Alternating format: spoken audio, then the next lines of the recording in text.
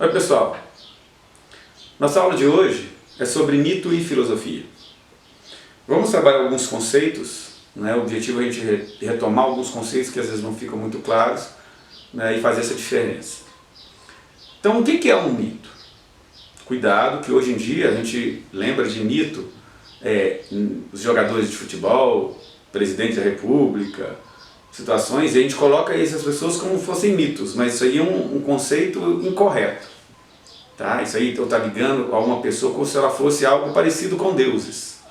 Né? Essa é a ideia. Na verdade, mito é uma história que tende a explicar o mundo da forma que ele é de verdade. Ah, mas como assim? Vamos ter uma ideia do seguinte, vamos dizer que uma criança, pela primeira vez, ela escuta um trovão. Se você for explicar para ela que o trovão é uma descarga elétrica entre diferenças de potenciais entre a Terra e as nuvens, né, ela não vai entender nada, ela está pequenininha, é a primeira vez. Mas se você explicar para ela, por exemplo, que olha, uma cadeira caiu lá no céu, fez um barulhão, a criança vai olhar para você e não vai perguntar de novo. Por quê? A explicação que você deu foi o suficiente para ela entender. Né? E explica o mundo como ela entende. Mais tarde, o pensamento vai ficar mais sofisticado e ela vai poder entender as coisas como elas são. Então, mito é uma mentira? Não. É uma forma alegórica de explicar uma verdade a partir da possibilidade do outro entender. Então, na Grécia Antiga, eu tinha um monte de mitos. Né? Eu tenho o mito de Eros e Psique, eu tenho o mito de Perséfone e Hades, eu tenho o mito de Prometeu e o fogo, né, que contam a história do nosso mundo, na nossa constituição, no início das coisas. É uma das características do mito. Ele geralmente está no início das histórias. Então essa história começa no princípio, quando as coisas começaram, antes de tudo existir. São características de o que você vai escutar é um mito. Outra característica para identificar um mito é que ele tem criaturas fantásticas. Criaturas que vocês não encontram, que nós não encontramos no dia a dia. Né? Então, por exemplo, eu tenho deuses, eu tenho unicórnios, eu tenho outras situações que não existem no mundo real. Vamos testar um entendimento? Vamos dizer que a historinha dos três porquinhos, ela é um mito? Vamos testar? Tem criaturas fantásticas? Você diria, tem porcos. Não, mas esses porcos são porcos mesmo. Né? Eles só falam. Né? Isso é uma característica das fábulas. Eu transfiro informações humanas para animais que estão no meu convívio. Né? São características das fábulas. Né? Tem deuses na história dos três porquinhos? Não tem. Ele explica o mundo como ele é? Não. Né? Geralmente ele passa uma informação sobre uma regra moral. Algo que a gente, faça isso, não faça aquilo, né? Se você fizer uma maldade, essa maldade pode voltar contra você, um dia da caça ou do caçador, são características das fábulas, não é uma característica dos mitos. Tá? Então, a gente entende o mito como tem que explicar o mundo como ele é, de uma forma alegórica, fantasiosa, né? E geralmente ele está cheio de criaturas que não existem no mundo real. Né? Então a gente tem, por exemplo, mitos da criação.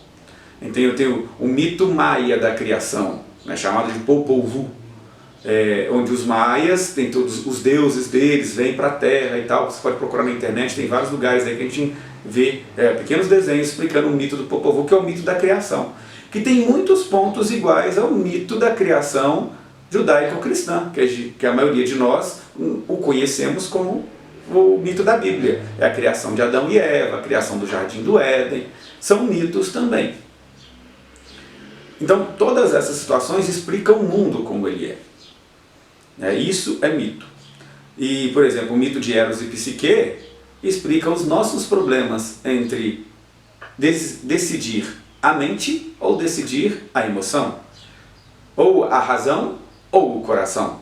Qual que vale a pena? O nosso dilema que toda pessoa tem quando ela está amando. Então, o mito de Eros e Psique contam um problema de uma situação do dia a dia nosso, que todo mundo percebe. Agora, e a filosofia? Qual a diferença disso? Né? Então, se eu tenho um mito que é alegórico, a A filosofia tem algumas características muito específicas. A primeira característica dela, ela tem um compromisso com a verdade. Perceba o seguinte, ela é a detentora da verdade? Não, ela não tem esse interesse de ser detentora da verdade, mas de fazer todo o esforço necessário, fazendo as perguntas específicas, perguntando sempre, não buscando atender a uma expectativa, mas buscar aquilo que realmente é. Né? Então, ela tem um compromisso com a verdade. E como é que ela faz para encontrar a verdade? Ela faz perguntas. Então a filosofia, às vezes o pessoal desiste, nossa, a filosofia é difícil, né? A gente nunca sabe o que está acontecendo, quando a gente tem uma certeza, vem uma pergunta que tira a nossa certeza, esse o objetivo. Né? Onde é que está a verdade? É quando as perguntas todas forem resolvidas. E isso aí pode mudar de tempos em tempos, então eu consigo chegar à resposta até um certo ponto, mas mais tarde o meu intelecto muda, o meu conhecimento muda e eu faço uma nova pergunta. E aquilo que era verdade momentaneamente passa a ser uma dúvida que mais tarde pode levar a uma outra verdade. Né? Não é que a gente está vivendo uma falsidade, mas é uma verdade momentânea, daquele momento específico que a gente está vivendo. Né? Então a filosofia se pauta em fazer perguntas. Então o filósofo pergunta muito, ele quer entender as coisas, ele não aceita situações sem uma lógica específica. Né? Então às vezes o filósofo é chato.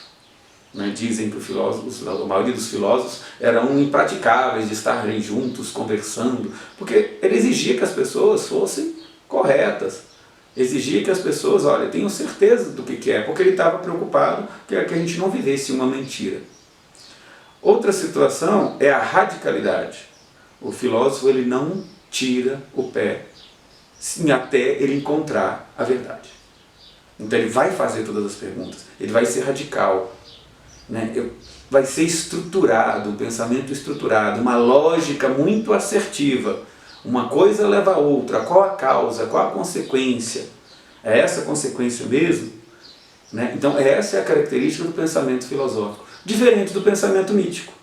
O pensamento mítico é alegórico, responde até a pergunta a partir do que você entende, mas isso realmente é a verdade? Muitas vezes não. Né? Porque ela pode ser mais estruturada do que você acredita. Então a filosofia pergunta sobre tudo. Não existe limite para esse pensamento. Mas como assim tudo? Eu quero entender a ciência, eu quero entender a matemática. Qual que é a origem dos números? Né? Por que a gente aprende do jeito que aprende? Né? Por que as pessoas pensam diferente mesmo quando viveram a mesma experiência juntas? Né? Por que você pensa do jeito que pensa? Qual a estrutura do seu pensamento? Nós somos uma fonte de informações a partir da nossa história, a partir do que a gente viveu, ou a gente traz algo que é conhecido dentro de nós? Onde está a verdade? Está fora da gente ou dentro da gente? Quem é Deus? É uma pergunta que a filosofia faz com muita exigência. Deixa eu entender, será que dá para entender o que é a divindade? O ser humano é só o que aparenta? Ou ele tem algo mais do que ele não aparenta? Né? Será que a gente tem algo mais que está além do que a nossa materialidade? Né? O que é o valor? O que é certo? O que é errado? Né? Existem tipos de valores? Quais são os tipos de valores? Então a filosofia geralmente ela se divide em algumas áreas. Né? A gente pode elencar aqui, a gente elencou nas nossas aulas, 3 áreas da filosofia. Primeiro, a antropologia, ou seja, o estudo das relações humanas. Como é que você é constituído? Como é que constitui o nosso pensamento dentro da história, dentro daquilo que a gente já viveu? Né? As nossas relações sociais. Né? Isso é a antropologia filosófica. Depois eu tenho a axiologia, a teoria dos valores. Né? Como é que a gente pensa a verdade? O que é a liberdade? Existe livre-arbítrio? Como é que a gente constrói esse livre-arbítrio? Né? O que é política? O que é relacionamento humano num ambiente político? Qual a organização que a gente tem para a gente viver em sociedade? Né? Isso tudo está dentro da axiologia. E a outra é a epistemologia, que é a teoria do conhecimento. O que é o pensamento? Como é que a gente aprende?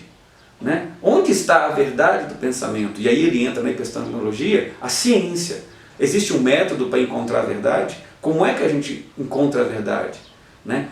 O que é falsidade e o que é verdade? Como a gente constrói esse pensamento para encontrar a verdade? Isso tudo são áreas da filosofia.